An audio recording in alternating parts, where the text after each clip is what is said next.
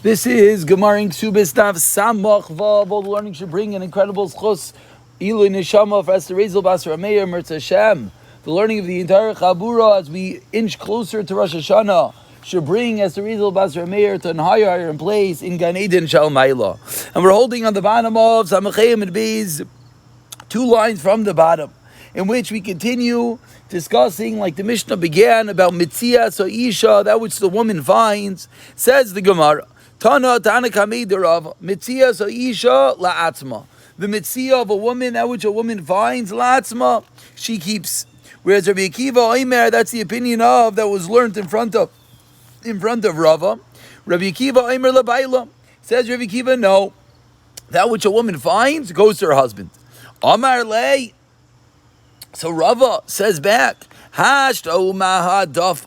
If the excess of that which a woman makes the maisiyah de'ohi, if the excess of that which we makes are hers, Amar Rabbi Akiva la'atzma, meaning it's her own items, and yet Rabbi Akiva says, what's the halacha? She keeps it mitziyasa l'kol shekein. Ask the Gemara, I don't understand. We learned the halacha that a woman makes money, and then the extra money that she makes, on top of that which we learned on Daf Samach Dalid, the excess of the basic 5 slayim, she keeps. So ask the Gemara, I don't understand. If she keeps the excess of that which she makes, why would she not keep the findings that which she finds? Titinan, and what's the proof to that which we're saying? As you learned in a Mishnah on the second line, if someone makes a neder, if someone makes a vow, and a woman says to her husband, that which I make, you should not be able to get any benefit for. Ein tzarich la'afer. The halacha is the husband does not have to be made for it to revoke and be nullifying that vow. Why? Because it's meaningless. That's the Tanna Kama. But Rabbi Akiva Omer Yafer says Rabbi Akiva, no, the husband does indeed have to nullify that vow. Why?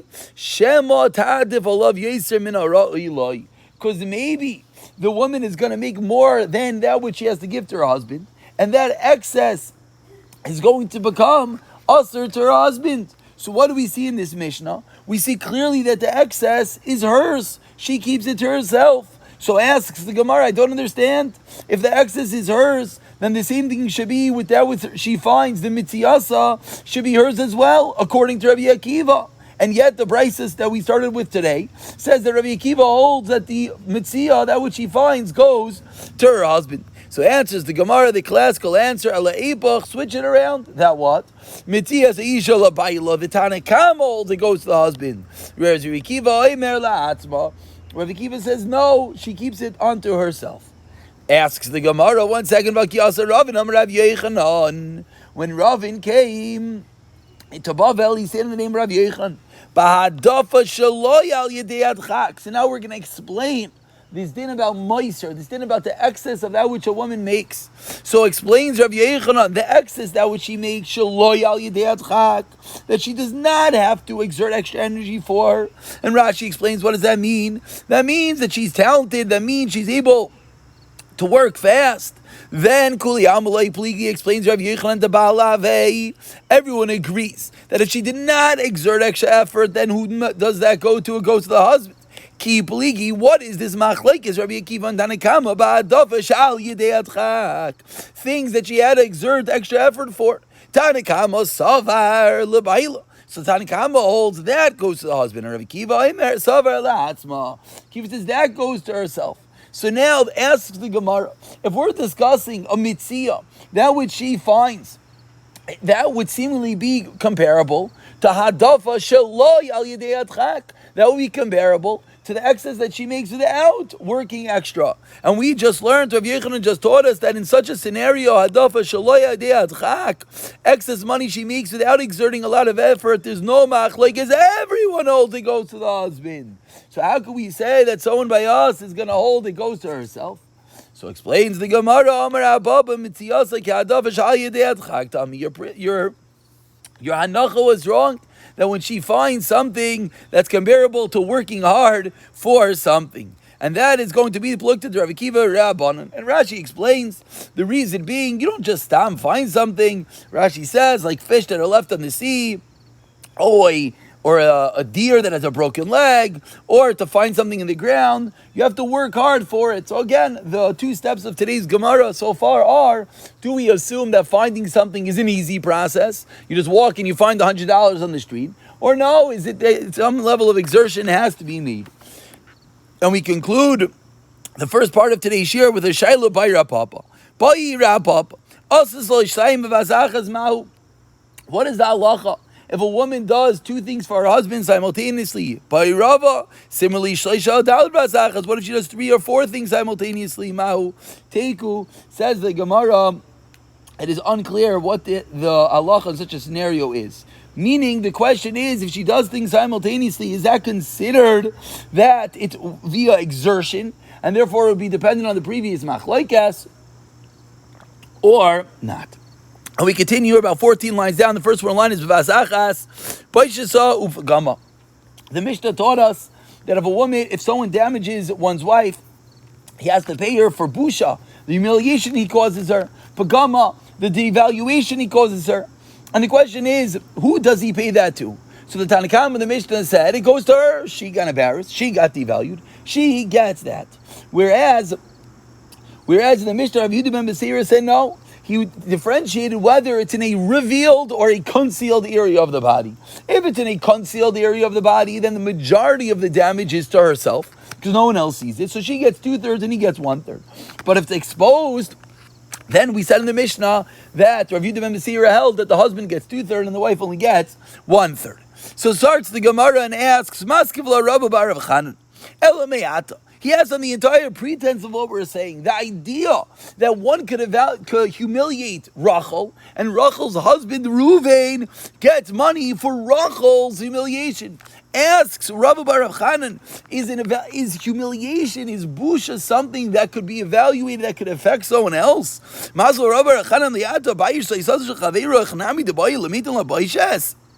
Says the Gemara, if you embarrass the horse of your friend, you have to pay your friend for humiliation? That's insane. The horse got embarrassed and not your friend.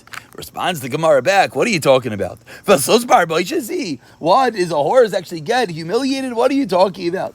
Ella, you're right, says the Gemara. You know what the kasha is?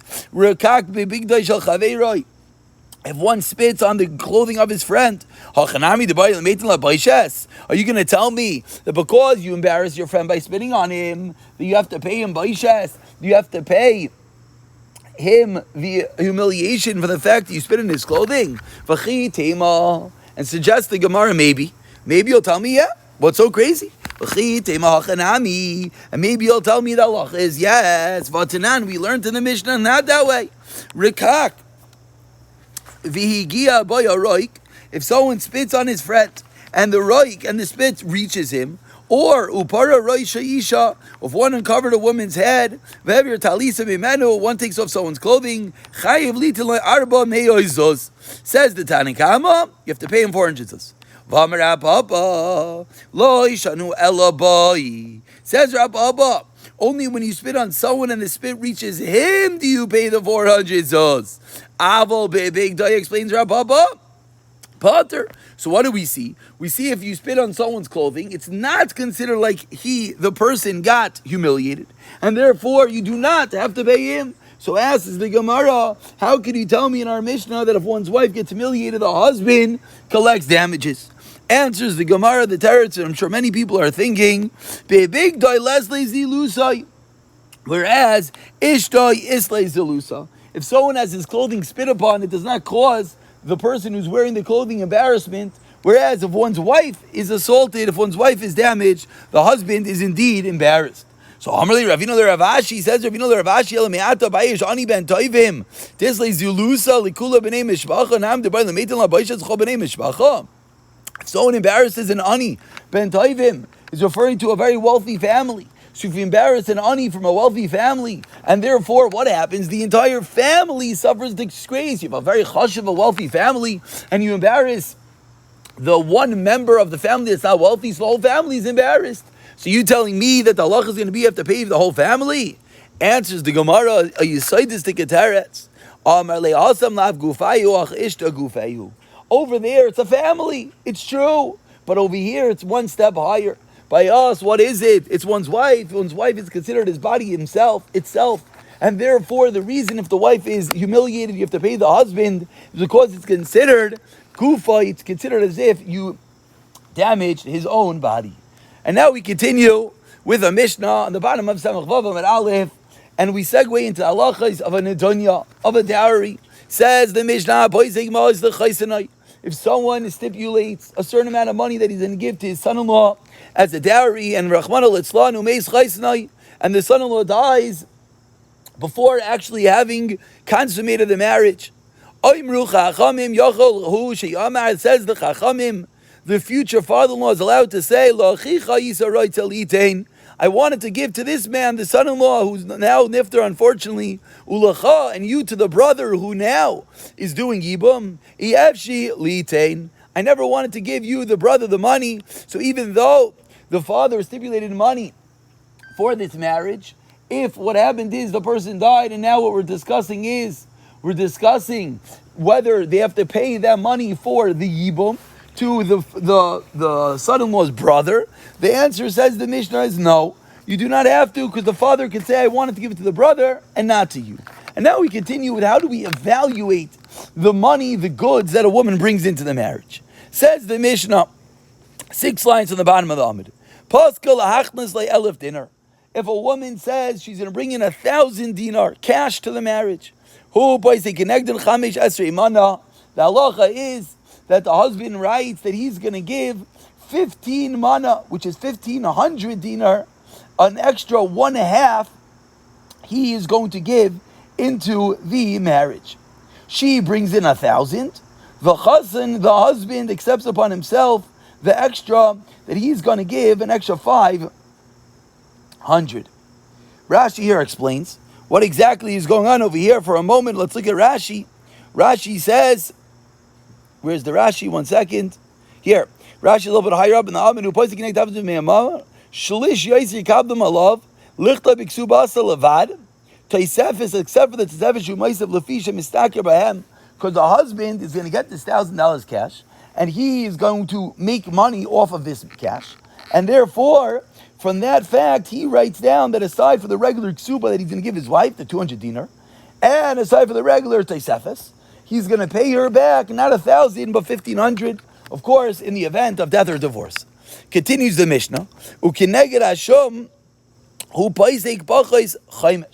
Anytime there is a shum, there's an evaluation of goods. If a woman brings in a car and they evaluate the car is worth $10,000, now the husband gets the usage of that car. So in the event of death or divorce, what does the husband have to pay his wife? An extra chaymesh, a fifth less of the value. Why does he have to pay a fifth less of the value? So Rashi explains, because when they evaluated items in a ksuba at the chasna, they always would evaluate the item higher. So if they evaluated this car at $10,000, really that's a fifth, that's 20% higher of the real value, and therefore the husband writes the 20% lower value in the ksuba. B'mana, v'shavamana. But let's say really they wrote an item that was worth a mana, and indeed it was actually worth a mana. Ein le'el a mana. Then indeed he only has to give her a mana. Shom b'mana yinaisen shleishim v'echad. Now it's seemingly repeating the same thing. If the chassan, just from the opposite perspective, from the husband's perspective, if the husband writes that he's going to give her goods worth a mana, so how much does she have to bring in? As we learned that the valuation is always high, so what evaluated price does she has to bring in? She has to bring in goods that are worth 31, sell of a dinar, which is 1 1/4. Again, a quarter higher than that which was that he said he's going to give her. Continues the Mishnah. If the husband accepted goods for 400 dinar, she must bring in 500 dinar. As we turn over to Samach Vavam Abi, says, concludes this part of the Mishnah, whatever the husband agrees that he's going to take and give to her, it's 1/5 less than the value. So says the Gemara, commenting in the first part of the Mishnah, which the Mishnah said that if the father-in-law agrees to pay the son-in-law, and then he dies, he does not have to give the brother, he does not have to give the Yibam the same amount. So says the Gemara, Ein tzarich leimer, it's pashut if this future son-in-law was Talmid Chacham and the brothers an Amaretz, he doesn't have to give her. But the Chiddush is that Avilu Rishain was an Amaretz. V'sheni and the brothers of Talmid Chacham, still, Yachal leimer l'Achicha Yisi right to Litein, L'cha Yev Shalitein. Still he could say, I wanted to give your brother, I never intended to give it to you. And therefore, the father does not have to give the Yibam the same amount. And the Mishnah continues, dinner. If the Kala said she's being 1,000 dinner, then the husband writes a fifth less. And the Mishnah said 3 cases of the exact same din. So says the Gemara, Hainu Reisha. So the Gemara explains, you're right. Each case is really the same thing. One is a large valuation, one is small, one is him and one is her. But it's all teaching you the same yesod. Now when it comes to money, he gives 1.5 times due to the increase that he gets. When it comes to value, it's a fifth. It's a fifth. And we continue with the Mishnah that the Mishnah teaches us. If the Kala says she's going to bring in cash, her sela is now going to be worth 6 dinar. This is the same dinar as the previous Mishnah. A sela is 4 dinar. Then the husband writes 6 dinar, a half more. If the chazan accepts of himself 10 dinarim for the kupa, we don't know what the kupa is, the Gemara is going to explain. L'chol mana for each mana, umana. So this last part of the Mishnah about this kupa, we don't know what this means yet. We'll see in the Gemara in a moment.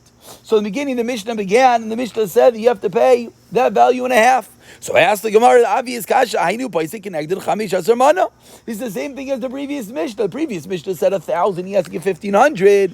Now this Mishnah says 4 dinar, he has to give 6 dinar. It's the same thing, he has to give 1.5. Explains the Gemara, similar terrace that we said a moment ago. Tanis Karabba, Tanis Kazuta. It said both large and small. Usrichan, you have to see the Chiddush. Tanis Karabba only said the first Mishnah, Dinafish Ravcha. I would think, you know why he has to give 1.5 times, because the husband gets a lot of benefit.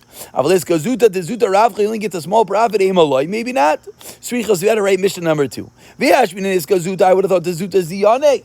I would have thought on a small value, the expenses are not so much, and that's why the husband has to give 1.5 times. But on a large amount of money where the expenses are high, maybe the husband does not have to give 1.5 times the amount. Srichas, we had to write both cases. We continue, we're about 20 lines down. The first word in line is Eima, the 2 dots. So the Mishnah concluded, the Mishnah says, a husband accepts upon himself 10 dinar for the kupa. Says the Gemara, my kupa, what does this mean, the basket? So Amar Avashi, kupa shel besamim. It's referring to a basket of besamim. It's referring to the different perfumes and cosmetics that a woman brings into the marriage. That's what it's referring to. Amar Avashi l'nem dvarim alalu ella b'Yushalayim, in which the minhag of Yerushalayim was for a woman le'eskashet bebesamim, as Rashi says, is to wear these perfumes and cosmetics. So boy Ravashi, now that we learned that the Lach of the Mishnah is referring to that she brings in a basket, he has to give 10. So ask Rav Ashi, how do you evaluate this? B'mana anisham or b'mana hamiskabel? Which value do we use? Do we use the mana anisham? Do we say when the Mishnah said that the husband has to give a 10th, does it refer to a 10th of the appraised value, or to the actual value itself? Says the Gemara, when he has to give 10 for each basket, is it every day he gives that, or that's just the first day? Every week or just the first week? So the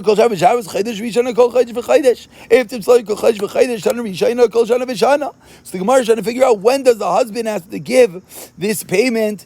When the Gemara says it is unclear, does he give it daily? Does he give it the first week? Does he give it one time? Does he give it the first month? Does he give it the first year? It is unclear. Continues the Gemara with a story. There's a story with the daughter of the famous and wealthy Nakdima Ben Gurion that says that the Chachamim said she gets 400 gold dinar for the kupa of besamim, the basket of perfumes and cosmetics of one day. Amra lahem, she responds, and she said, so too you should be able to give to your daughters. And the Chachamim answered, Amen, a wonderful bracha that everyone should be able to have the money that they need. And now the Gemara continues, seemingly Nakdim ben Gurion, a very wealthy person. But what happened at the end of his life? We're about 12 lines from the white lines. First word of the line is Taner Rabban. Taner Rabban, Ma'aseh Rabbi Yochanan ben Zakkai she'irich avel chamar. Rabbi Yochanan ben Zakkai is riding on a donkey v'yotzim Yerushalayim, and he's leaving Yerushalayim. V'haya talmida malchan achrav, and talmidim Rabbi Yochanan ben Zakkai are walking after him. And they see a young girl, and she's busy picking up the kernels of barley from where? From within the dung, the excrement of the animals of the Arabs. When this young girl who's busy collecting these kernels of barley from within the feces, the excrement, the dung of the animals, sees Rav Yochanan ben Zakkai and the Talmidim, this atva b'saira, what does she do? She covers herself with her hair, she covers her face, va'amda, and she stands up in front of them. Amra loy, she says to them, Rebbe Barnesini, give me money, I have nothing. Amar loy, Rav Yochanan ben Zakkai responds, Biti miyat, who are you? Amra loy, she responds, Bas Nakdim ben Gurion ani, I'm the daughter of Nakdim ben Gurion. Amar Allah, so Rabbi Yochanan ben Zakkai responds, Biti, where's all the money of your father's household? Amar Allah, she responds, Rabbi Loikedin, Matlin, Matla, bi Yerushalayim. Do they not say in Yerushalayim, Melech, Mamoin, Chasar, the salt of money is no longer? Salt is usually used as a preservative. So what does this statement mean? That one who wants to preserve his money should give it away to tzedakah. So says the Gemara of Amrilei, and some say Chesed, some say Melech Mammon Chesed. Continues the Gemara, Shal Beis Chamicha Eichon, and where is the money of your father-in-law's house? Amrullah, she responds again, this one came and wiped out that one. That my father-in-law's money was committed to my father's money. So when my father, Nakdim, lost all his money, then what happened? My father-in-law lost all his money as well. Amralai, so she responded, Rebbe, Zacharata Mishechamisa al Kesubasi. Do you remember when you signed to my Kesuba? Amralahen, they were Talmid leTalmidav. So Rabbi Yochanan ben Zakkai turns to Talmidim and he says, Zacharani Kishechamti al Kesubasa. I remember when I signed to this girl's Kesuba, Vayisi Kaira Shalzu, Vayisi Kaira ba Elef Alafim Dinari Zevim Beis Aviyah. And it was written in the Kesuba, 1,000,000 dinarim of gold, aside from Chutz mi Beis Aviyah, Chutz mi Shalchamiyah, aside from her father's house, her father-in-law's house. Bacha Rav Yochanan ben Zakkai, Yochanan ben Zakkai started crying. Amar Ashrechem Yisrael, praiseworthy is Klal Yisrael. When you do Hashem's will, no one can touch us. We're given over to the animal, to the nation that is low. Not just to the nation that's low. To the animals of the lowly nation. So now, and that's what Rabbi Yochanan ben Zakkai responds to this girl. But now the Gemara asks the obvious kasha. But Nakdim ben Gurion lo'avid tzedakah. Are you telling me Nakdim ben Gurion didn't give tzedakah? V'atani, we learned in a brayso, Amar Lavan Nakdim ben Gurion she yitzim beisa lebeisa medrash. Whenever you will leave from his house, beis medrash klei milas haya, fine woven garments would be.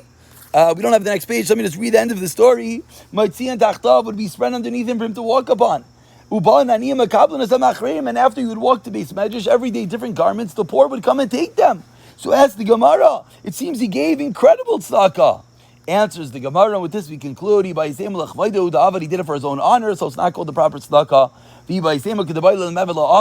He didn't do as much as he should have done. It seems he gave a lot of tzedakah, but he could have done more. According to the strength of the camel is the load. The wealthier the person, the more tzedakah he has to give. And we'll pick up Emir Tashem for the next Raisa in the next year.